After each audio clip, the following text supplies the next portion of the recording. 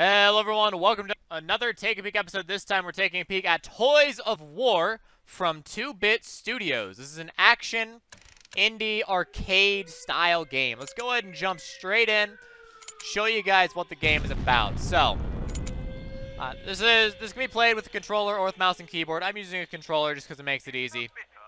And just for fun, we'll go ahead and play as the helicopter. We'll have an AI be the artillery, one will be the tank, and another one will go ahead and be the hovercraft. They're all very, very different. So you can see all the different vehicles you can play as here. Very, very different. So, Toys of War is a game that is, like I said, it's an arcade game. Oh, geez, wait. Am I not controlling? What happened? Oh, did I accidentally... I think I accidentally set up AIs to battle. Yeah, I did set it. Okay, so I'm not controlling here. That's fine. But I thought I was because I was trying to kill the artillery and thought I did a good job, and then I realized I wasn't.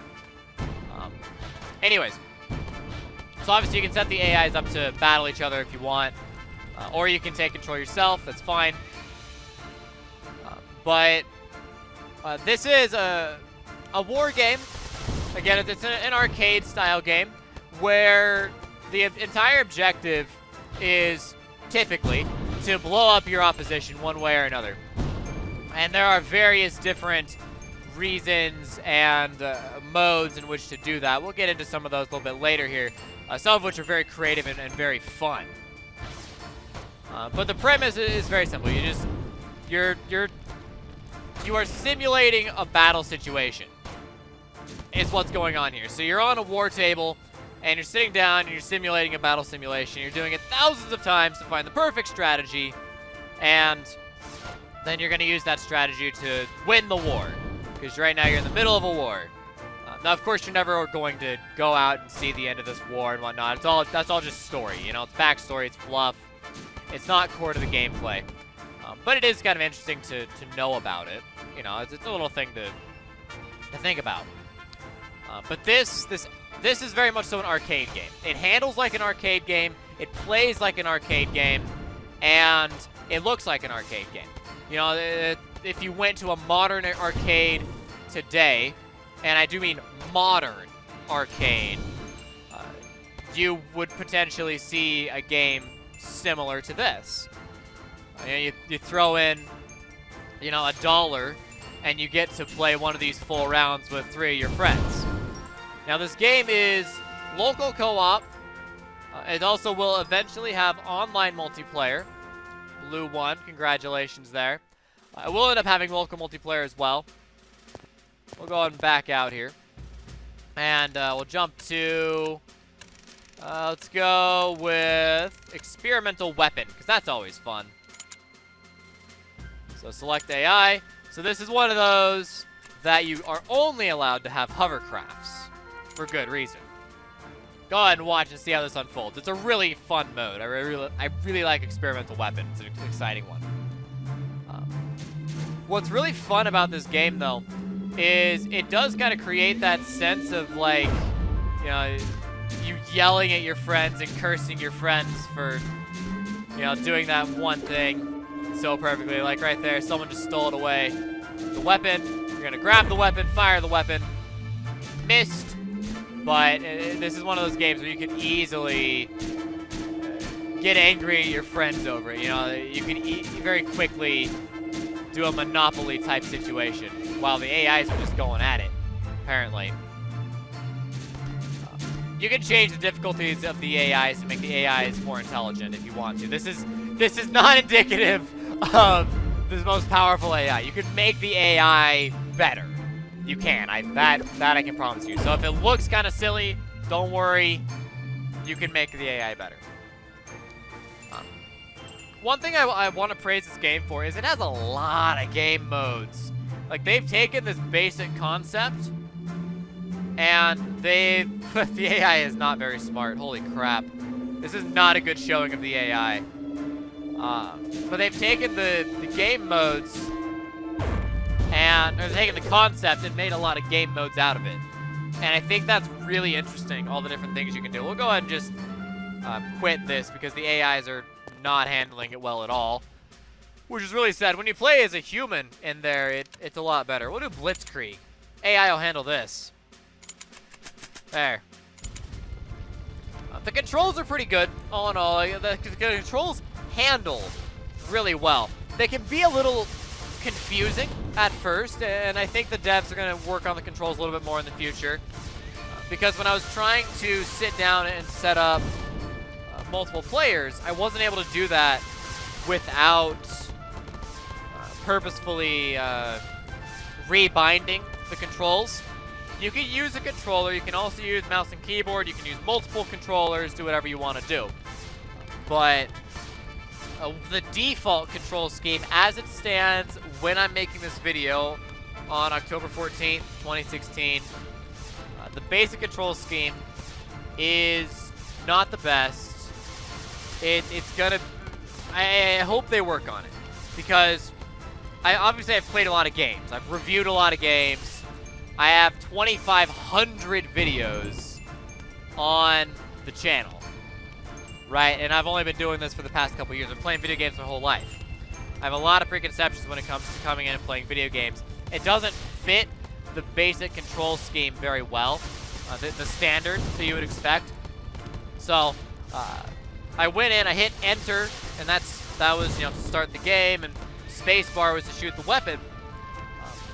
But then there was also WASD to move and arrow keys to move, and then I went into control bindings and looked, and there was a whole lot of other keys around WASD that also had things to do. So I was trying to use two control schemes on the keyboard simultaneously, which that is my fault. That is absolutely user error, that I was trying to use two control schemes at the same time. But I did that without knowing it, going in with just the same understanding of video games that I've always had, you know? That my assumptions about video games led me to using two control schemes at the same time, and that's my bad. But that can easily be coded around, you know? You can code out of that, so I hope they'll fix that in the future. But aside from those controls, like the issues I had with controls, there's only one more issue, and that was with how fast the menu moves. So flipping between settings and play, and going from like the play back out to the menu and whatnot. We'll show that a little bit more. I'll talk about it when we get back to it. But it was jarring.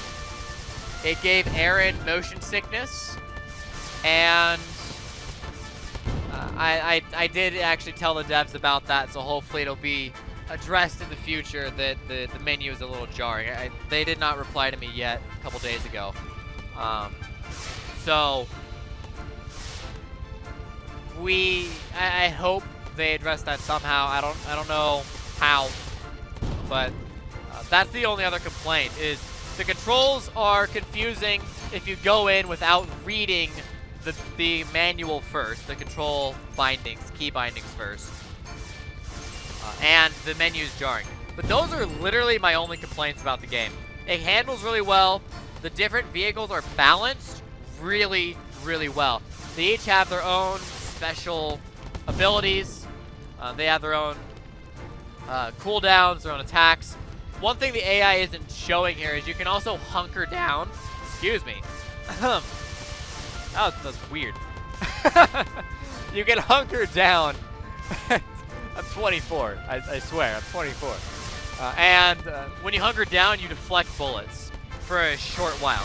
Every shot, everything you do is on a cooldown. So hunkering's on a cooldown, your special abilities on a cooldown, and your basic attacks are on cooldown as well.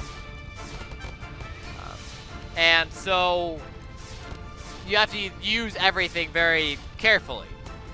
But if you hunker down, you deflect the opponent's shots, and then that shot becomes your shot. So you can destroy them with their own shots when you hunker down. That's a little layer of strategy over the whole thing. But all in all, I'm very pleased with the game. I think it's a great game. It's a very solid, well-constructed game. There's a lot of things out there that are... Okay, this is going to be the last round. This will be interesting to see how this finishes. It's a well-constructed game. It has tons of game modes, lots of replayability. And if you have friends to sit down and play with, as of right now, there's no online multiplayer yet, but there will be in the future.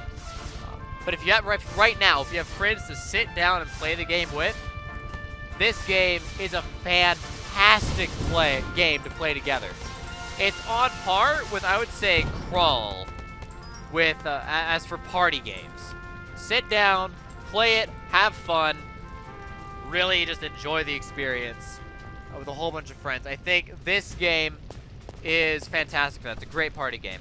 So let me show you the going back and forth thing. I just can't stop squeaking, can I?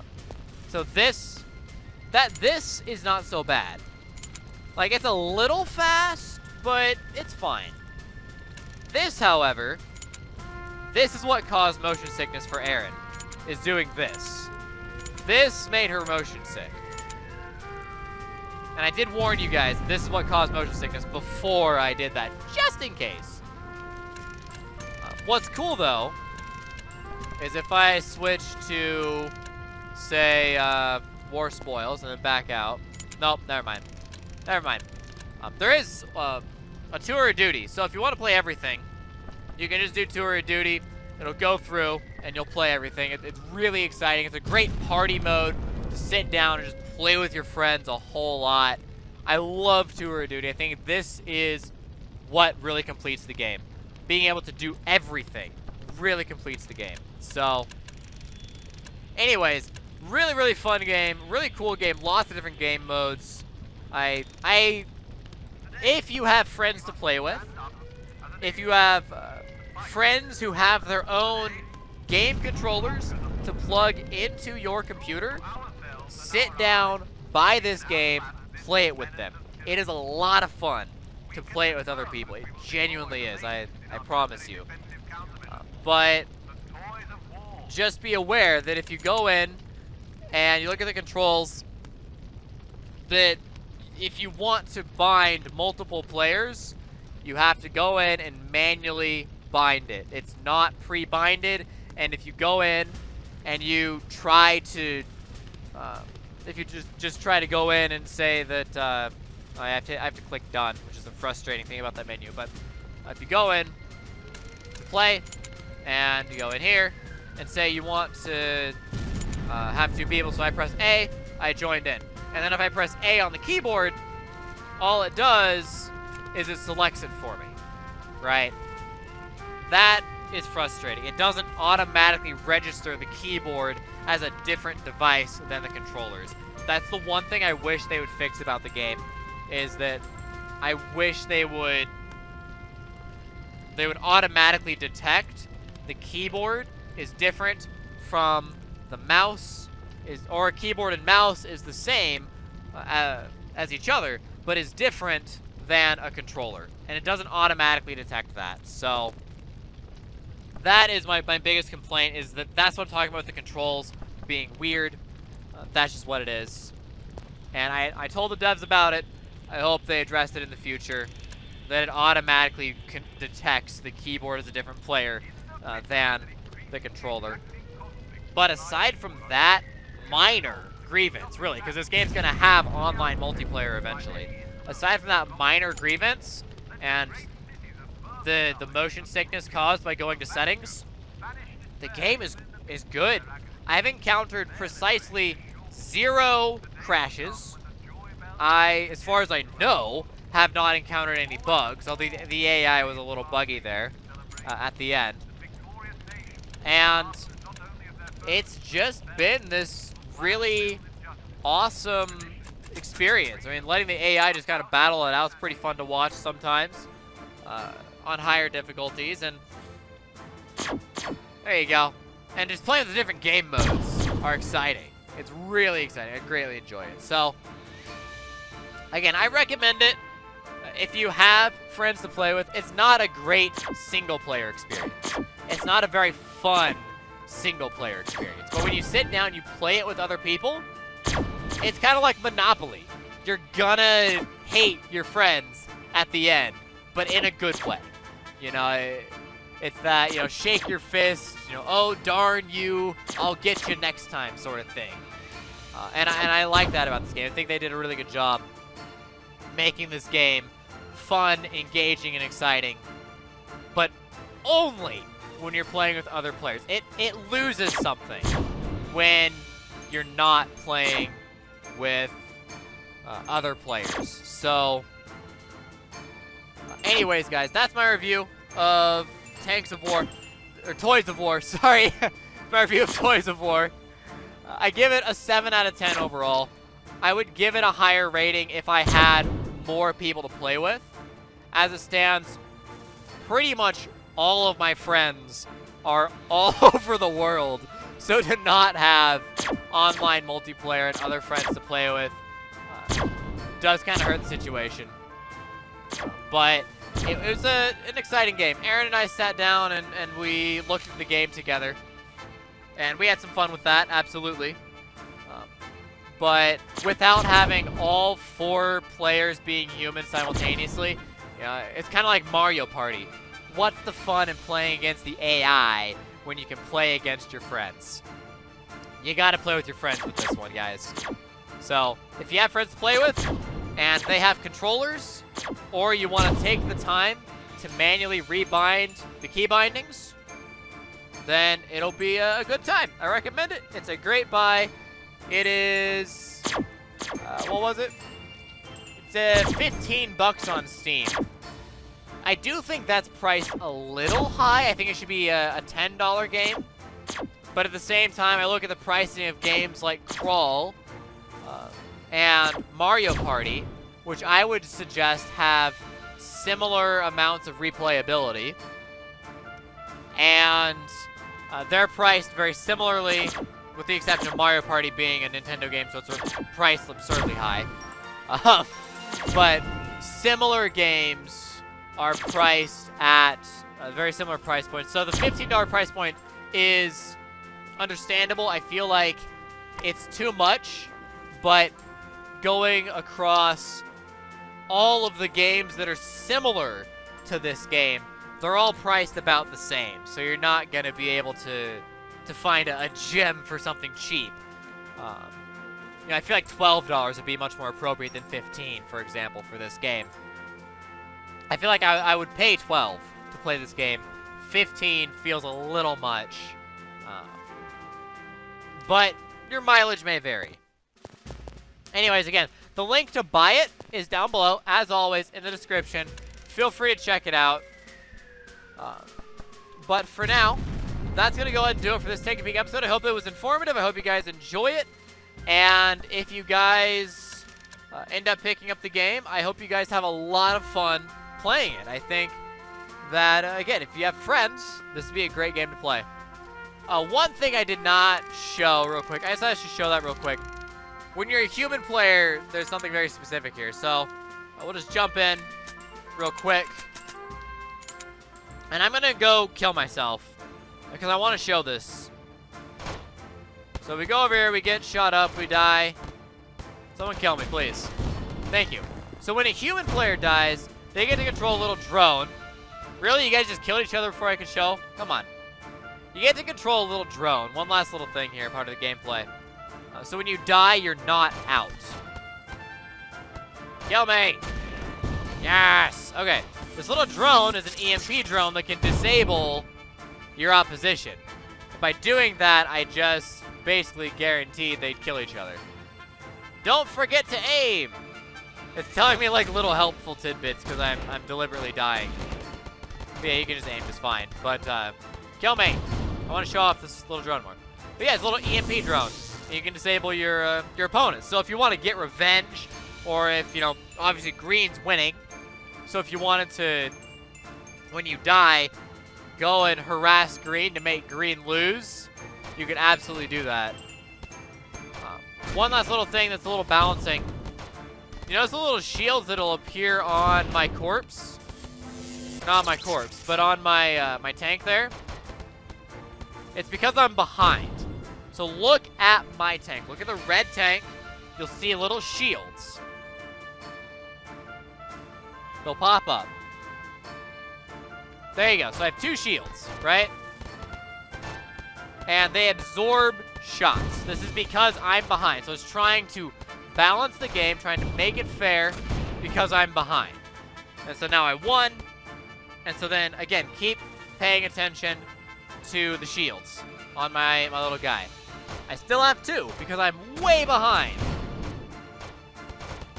So that's one last little thing I wanted to mention about balancing. Really cool, really good. Oh, that hurts. Anyways, that's Toys of Wars. Again, I hope you guys enjoyed it. It's 15 bucks on Steam. Link to buy it is in the description down below. Aww. Hunker. That didn't help. Got him. Alright. And again, it's by 2-Bit Studios. Nice indie game. I recommend it if you have friends to play with. So, thanks for watching. Like, subscribe, share on Facebook, Twitter, Reddit. Thank you to Amphid and Simon for being Patreon supporters. Thank you to everyone who watched the ads. And, of course, thank you to 2-Bit Studios for sending me the game. I'll see you guys all next time with another Take a Peek episode where we'll take a peek at something else. This has been Toys of War. One last little thing to mention here. You see how the arena and the centers change? It changes every time you change the game mode you're playing on. I love that little aesthetic bit at the very end. It's really cool. Anyways, thanks for watching, guys. I'll see you next time in DFTBA.